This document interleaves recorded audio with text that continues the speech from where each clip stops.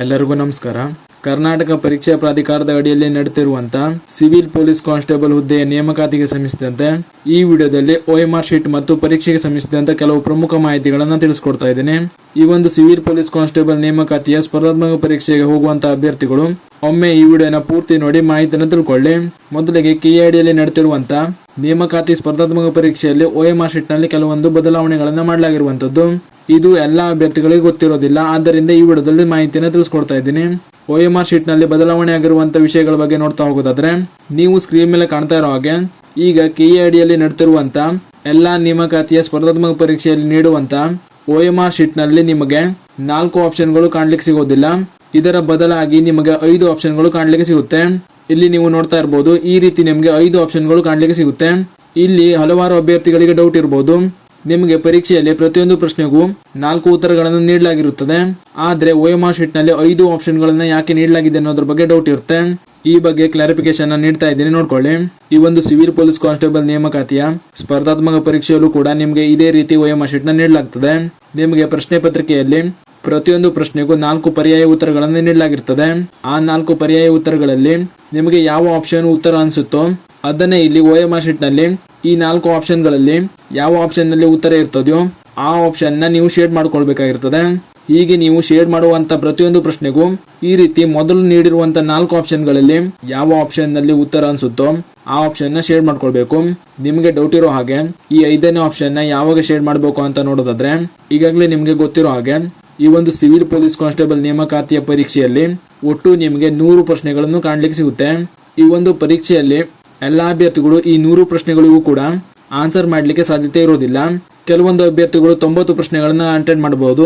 ಅದೇ ರೀತಿ ಕೆಲವೊಂದು ಅಭ್ಯರ್ಥಿಗಳು 90, 70 ಅಥವಾ 95 ಈ ರೀತಿ ನೀವು ಅಟೆಂಡ್ ಮಾಡ್ತೀರಾ.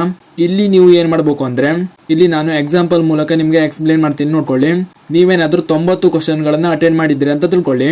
ಉಳಿದ 10 ಪ್ರಶ್ನೆಗೆ ನಿಮ್ಗೆ ಆನ್ಸರ್ ಗೊತ್ತಿಲ್ಲ ಅಂತ ಅನ್ಕೊಂಡ್ರೆ ಆಗ ನೀವೇನ್ ಮಾಡ್ತೀರಾ, ಈ ಒಂದು 10 ಪ್ರಶ್ನೆಗೆ ಅಂದಾಜಿಗೆ ಟಿಕ್ ಮಾಡ್ಕೊಂಡು ನೆಗೆಟಿವ್ ಅಂಕಗಳನ್ನ ಪಡೆಯೋದಕ್ಕಿಂತ ಈ ಒಂದು 10 ಪ್ರಶ್ನೆಗಳನ್ನ ಬಿಡೋದು ಒಳ್ಳೇದು ಅಂತ ತಿಳ್ಕೊಳ್ತೀರಾ. ಆದ್ರೆ ಈ ರೀತಿ ಥಿಂಕ್ ಮಾಡುವಂತ ಅಭ್ಯರ್ಥಿಗಳು ಈಗ ನೀವು ಈ ರೀತಿ ನಿಮಗೆ ಗೊತ್ತಿಲ್ಲದೆ ಇರುವಂತ ಆನ್ಸರ್ ಆಪ್ಷನ್ ಗಳನ್ನ ಟಿಕ್ ಮಾಡದೆ ಅಥವಾ ನೆಗೆಟಿವ್ ಆಗುತ್ತೆ ಅಂತ ನೀವು ಬಿಡಬೇಕು ಅಂತ ಇರುವಂತ ಆಪ್ಷನ್ ಗಳನ್ನ ಬ್ಲಾಂಕ್ ಬಿಡೋ ತರ ಇಲ್ಲ.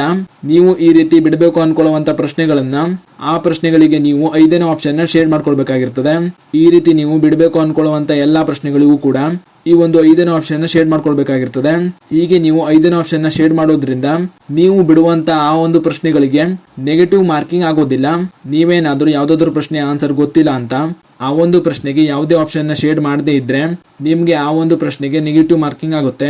ನೀವು ಬಿಡಬೇಕಂತ ಇರುವಂತ ಪ್ರಶ್ನೆಗಳಿಗೆ ಕಡ್ಡಾಯವಾಗಿ ಈ 5ನೇ ಆಪ್ಷನ್ ನ ಶೇಡ್ ಮಾಡ್ಕೊಳ್ಬೇಕು. ಹೀಗೆ ನೀವು ಮಾಡ್ಕೊಳ್ಳೋದ್ರಿಂದ ನಿಮ್ಗೆ ನೆಗೆಟಿವ್ ಮಾರ್ಕಿಂಗ್ ಆಗೋದಿಲ್ಲ. ಇದು ಎಲ್ಲ ಅಭ್ಯರ್ಥಿಗಳಿಗೆ ಕಡ್ಡಾಯವಾಗಿ ಗೊತ್ತಿರಲಿ. ಮತ್ತು ನೀವು ಬಿಡಬೇಕು ಅನ್ಕೊಳ್ಳುವಂತ ಪ್ರಶ್ನೆಗಳಿಗೆ 5ನೇ ಆಪ್ಷನ್ ನ ಶೇಡ್ ಮಾಡ್ಕೊಳ್ಳಿಕ್ಕೆ ನಿಮ್ಗೆ ಪರೀಕ್ಷೆ ಅವಧಿಯ ನಂತರ ಎಕ್ಸ್ಟ್ರಾ ನಿಮ್ಗೆ 5 ನಿಮಿಷಗಳ ಕಾಲ ಅವಕಾಶ ಕೂಡ ನೀಡಲಾಗ್ತದೆ. ಆಗ ನೀವು ಬಿಡುವಂತ ಪ್ರಶ್ನೆಗಳಿಗೆ 5ನೇ ಆಪ್ಷನ್ ನ ಟಿಕ್ ಮಾಡ್ಕೊಳ್ಬೇಕು. ಈ ಒಂದು OMR ಶೀಟ್ ಬಗ್ಗೆ ಕ್ಲಾರಿಫಿಕೇಶನ್ ಸಿಕ್ಕಿದೆ ಅಂತ ತಿಳ್ಕೊಳ್ತೀನಿ. ಕೆಲವೊಂದು ಅಭ್ಯರ್ಥಿಗಳಿಗೆ KA ಕಡೆಯಿಂದ OMR ಶೀಟ್ ನಲ್ಲಿ ಮಾಡಿರುವಂತ ಈ ಬದಲಾವಣೆಗಳನ್ನ ನೋಡಿದ್ಮೇಲೆ ಪರೀಕ್ಷೆಯಲ್ಲಿ ಕನ್ಫ್ಯೂಸ್ ಆಗುವಂತ ಈ ರೀತಿ OMR ಶೀಟ್ ಮಾಡೆಲ್ ನ ಯಾಕೆ ತಂದಿದ್ದಾರೆ ಅಂತ ಅನ್ಕೊಳ್ಬಹುದು. ಅಂತ ಅಭ್ಯರ್ಥಿಗಳಿಗೆ ಹೇಳೋದಾದ್ರೆ, ಈಗಾಗಲೇ ನೀವು ಕರ್ನಾಟಕದಲ್ಲಿ ಹಲವಾರು ನೇಮಕಾತಿಗಳಲ್ಲಿ ವಿಶೇಷವಾಗಿ ಸ್ಪರ್ಧಾತ್ಮಕ ಪರೀಕ್ಷೆಗಳಲ್ಲಿ ಹಲವಾರು ರೀತಿಯ ಸ್ಕ್ಯಾಮ್ಗಳು ಆಗಿರೋದನ್ನ ನೋಡಿರಬಹುದು. OMR ಶೀಟ್ ನಲ್ಲಿ ಯಾವುದೇ ರೀತಿಯ ಸ್ಕ್ಯಾಮ್ಗಳು ಆಗಬಾರ್ದು ಅನ್ನೋ ಕಾರಣದಿಂದ ಈ ರೀತಿ ವಿಶೇಷವಾಗಿ KA ಕಡೆಯಿಂದ OMR ಶೀಟ್ ನಲ್ಲಿ ಕೆಲವೊಂದು ಬದಲಾವಣೆ ಮಾಡಲಾಗಿರುವಂತದ್ದು. ಈ ರೀತಿ ಮಾಡೋದ್ರಿಂದ ಸ್ಪರ್ಧಾತ್ಮಕ ಪರೀಕ್ಷೆಯಲ್ಲಿ ಯಾವುದೇ ರೀತಿಯ ಗೊಂದಲಗಳು ಆಗೋದಿಲ್ಲ. ಈ ವಿಷಯ ಅಭ್ಯರ್ಥಿಗಳಿಗೆ ಗೊತ್ತಾಗುತ್ತೆ ಅಂತ ತಿಳ್ಕೊಳ್ತೀನಿ. ಮುಖ್ಯವಾಗಿ KA ಕಡೆಯಿಂದ ಈ ಒಂದು ಸ್ಪರ್ಧಾತ್ಮಕ ಪರೀಕ್ಷೆಯಲ್ಲಿ ಪ್ರಶ್ನೆ ಪತ್ರಿಕೆಯಲ್ಲಿ ಆಗುವಂತ ಸ್ಕ್ಯಾಮ್ ಗಳನ್ನ ತಡಲಿಕ್ಕೆ KA ಕಡೆಯಿಂದ ವಿಶೇಷವಾಗಿ ಪ್ರಶ್ನೆ ಪತ್ರಿಕೆ ಸಂರಕ್ಷಣಾ ಅನ್ನುವಂತ ಒಂದು ಹೊಸ ಮಾಡೆಲ್ ನ ತಂದಿರುವಂತದ್ದು. ಈ ಬಗ್ಗೆ KA ಕಡೆಯಿಂದ ಅಧಿಕೃತವಾಗಿ ಒಂದು ವಿಡಿಯೋ ಮಾಡುವ ಮೂಲಕ ಯೂಟ್ಯೂಬ್ ನಲ್ಲಿ KA ಅಧಿಕೃತ ಚಾನೆಲ್ ನಲ್ಲಿ ಒಂದು ಪತ್ರಿಕಾ ಸಂರಕ್ಷಣಾ ಅಂತ ಒಂದು ವಿಡಿಯೋನ ಹಾಕಲಾಗಿರುವಂತದ್ದು. ಆ ವಿಡಿಯೋನ ಎಲ್ಲಾ ಅಭ್ಯರ್ಥಿಗಳು ನೋಡ್ಕೊಳ್ಳಿ. ಈ ರೀತಿ ಕೆಲವೊಂದು ಬದಲಾವಣೆಗಳನ್ನು ಮಾಡುವ ಮೂಲಕ KA ನಡೆಸುವಂತ ಯಾವುದೇ ಸ್ಪರ್ಧಾತ್ಮಕ ಪರೀಕ್ಷೆಯಲ್ಲಿ ಯಾವುದೇ ರೀತಿ ಗೊಂದಲಗಳು ಆಗಬಾರ್ದು ಅನ್ನೋ ಕಾರಣದಿಂದ ಈ ರೀತಿ ಮಾಡಲಾಗಿರುವಂತದ್ದು. KA ಕಡೆಯಿಂದ ಬದಲಾವಣೆ ಮಾಡಲಾಗಿರುವಂತ ಈ ಎಲ್ಲ ಅಂಶಗಳ ಬಗ್ಗೆ ನಿಮಗೆ ಏನು ಅನ್ಸುತ್ತೆ ಅನ್ನೋದನ್ನ ಕಮೆಂಟ್ ಮೂಲಕ ತಿಳಿಸಿ. ಇದಿಷ್ಟು ಈ OMR ಶೀಟ್ ಮತ್ತು ಪ್ರಶ್ನೆ ಪತ್ರಿಕೆಗೆ ಸಂಬಂಧಿಸಿದಂತ ಪ್ರಮುಖ ಮಾಹಿತಿಯಾಗಿತ್ತು. ಈ ಮಾಹಿತಿಯನ್ನ ಸಿವಿಲ್ ಪೊಲೀಸ್ ಕಾನ್ಸ್ಟೇಬಲ್ ನೇಮಕಾತಿಗೆ ಹೋಗುವಂತ ನಿಮ್ಮ ಸ್ನೇಹಿತರು ಶೇರ್ ಮಾಡಿ, ಅವರು ಕೂಡ ತಿಳಿಸಿ. ಹಾಗೂ ಇದೇ ರೀತಿ ಮುಂಬರುವಂತಹ ಮಾಹಿತಿಗಳಿಗಾಗಿ ಚಾನಲ್ ನ ಸಬ್ಸ್ಕ್ರೈಬ್ ಮಾಡಿ ಅಂತ ಹೇಳ್ತಾ ಈ ವಿಡಿಯೋನ ಇಲ್ಲಿಗೆ ಮುಗಿಸ್ತಾ ಇದ್ದೀನಿ. ಧನ್ಯವಾದಗಳು.